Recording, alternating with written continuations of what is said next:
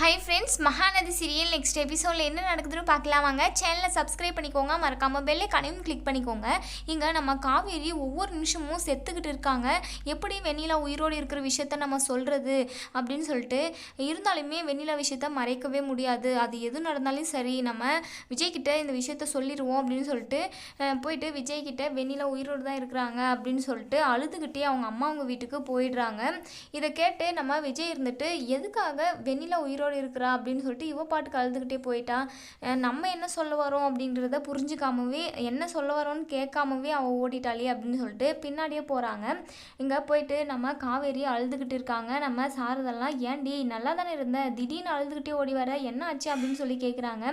அது ஒன்றும் இல்லைம்மா அப்படின்னு சொல்லிக்கிட்டே இருக்காங்க. திரும்ப திரும்ப கேட்கறதுனால விஷயத்த சொல்லிடுறாங்க. விஜய் முன்னாடி லவ் பண்ண பொண்ணு இப்போ உயிரோடு தான் இருக்கா, இதுக்கப்புறம் எனக்கு அந்த வீட்டில் இடம் இல்லைம்மா அப்படின்னு சொல்கிறாங்க. அழுகுறாங்க.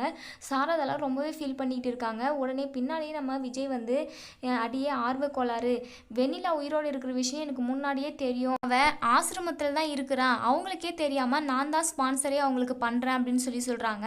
இதை கேட்டு காவேரிக்கு பயங்கர ஷாக்கிங். நீங்கள் என்ன சொல்கிறீங்க, எனக்கு ஒன்றுமே புரியல அப்படின்னு கேட்குறாங்க. உனக்கு இப்போவுமே புரியலையா, அவள் உயிரோடு இருக்கிறது எனக்கு ஏற்கனவே தெரியும், உன்னை யாருக்காகவும் நான் விட்டு கொடுக்க மாட்டேன் காவேரி. நான் வெண்ணிலா கூட இருந்த நினைவை விட உன் கூட இருந்த நினைவுகளை தான் நான் அற்புதமாக நினைக்கிறேன். என்னுடைய மூச்சே நீதாண்டி காவேரி, அதை நீ இன்னுமே புரிஞ்சுக்கவே இல்லைல்ல, அதுதான் எனக்கு கொஞ்சம் கஷ்டமாக இருக்குது அப்படின்னு சொல்கிறாங்க. இதை கேட்டதுமே நம்ம காவேரிக்கு பயங்கர ஹாப்பி. உடனே விஜயை ஹக் பண்ணிக்கிறாங்க. நம்ம காவேரி வீட்டில் உள்ள எல்லாருமே பயங்கர சந்தோஷப்படுறாங்க. நம்ம காவேரியை தூக்கிக்கிட்டு அவங்க வீட்டுக்கு போகிறாங்க.